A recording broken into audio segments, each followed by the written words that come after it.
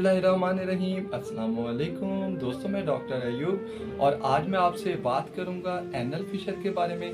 मैं आपको बताऊंगा एनल फिशर क्या होता है, इसके साइन एंड सिम्टम्स क्या होते हैं और इसके काजेस क्या होते हैं, और उसके बाद मैं आपको इसका बेहतरीन होम्योपैथिक ट्रीटमेंट बताऊंगा। तो चलिए सबसे पहले हम जान लेते हैं कि एनल फिशर क्या होता है।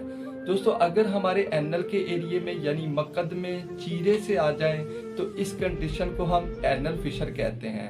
और यहाँ पर मैं एक बात और बताता चलूँ, क्योंकि मुझे कमेंट करके एक दोस्त ने पूछा था कि डॉक्टर साहब काइंडली ये भी बता दें कि एनल फिशर में और पाइल्स में क्या फ़र्क होता है। तो इसमें बड़ा फ़र्क जो होता है वो ये होता है कि पाइल्स में एनल के एरिया में स्वेलिंग होती है, जबकि एनल फिशर में एनल के एरिया में कट आ जाते हैं, चीरे आ जाते हैं। तो दोस्तों, ये था एनल फिशर।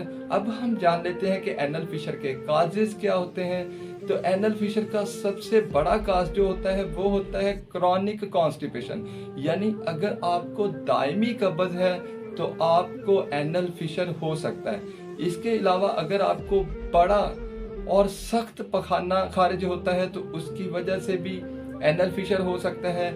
इसके अलावा अगर आपको क्रॉनिक डायरिया है तो उसकी वजह से भी एनल फिशर हो सकता है। अगर आपको पखाना करते वक्त बहुत ज़्यादा जोर लगाना पड़ता है तो उसकी वजह से भी एनल फिशर हो सकता है। इसके अलावा एनल इंटरकोर्स अगर किया जाए तो उसकी वजह से भी एनल फिशर हो सकता है। इसके अलावा चाइल्ड बर्थ की वजह से भी एनल फिशर हो सकता है। तो दोस्तों, ये थे कुछ काजेस। अब हम बात कर लेते हैं इसके सिम्टम्स की। तो इसका बड़ा सिम्टम यही है कि आपको एनल के एरिया में यानी मकद में चीरे दिखाई देंगे, कट्स दिखाई देंगे।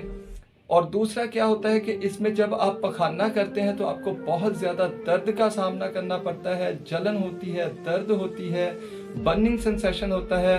और अगर आप पखाना करने के बाद जब पखाने वाली जगह को एनल को साफ करते हैं तो आपको बाज़ औक़ात वहाँ से ब्लीडिंग भी नज़र आती है, यानी आप टॉयलेट पेपर जब यूज़ करते हैं तो आप देखेंगे कि उस पर ब्लड लगा हुआ होगा।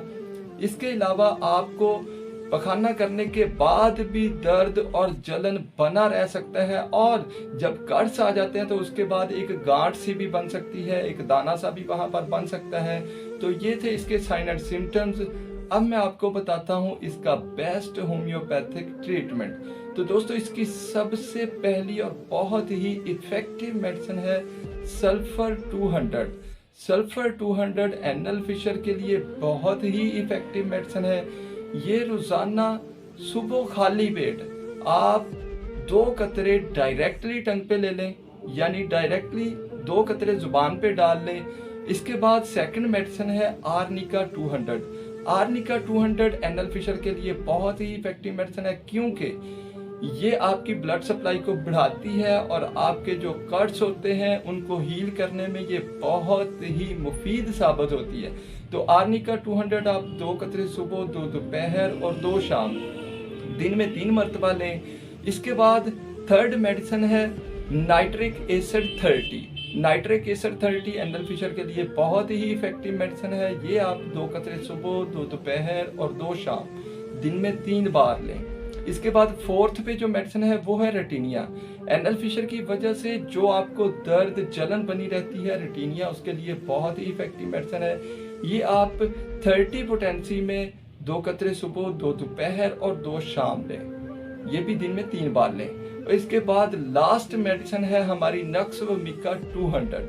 नक्सवमिका 200 बहुत ही इफेक्टिव मेडिसिन है। अगर आपको कॉन्स्टिपेशन है उसके लिए ये बहुत इफेक्टिव मेडिसिन है। अगर आपको एनल फिशर है उसके लिए ये बहुत इफेक्टिव मेडिसिन है। तो ये रोजाना रात को आप 2 कतरे सोते वक्त डायरेक्टली टंग पे ले लें। तो दोस्तों, ये था एनल फिशर का ट्रीटमेंट। कैसी लगी आपको ये वीडियो? अगर अच्छी लगी हो तो इसे लाइक, शेयर और मेरे चैनल को सब्सक्राइब करना मत भूलिएगा। अब तक के लिए इतना ही, मिलेंगे इंशाल्लाह एक नई वीडियो में। तब तक के लिए खुदा हाफिज।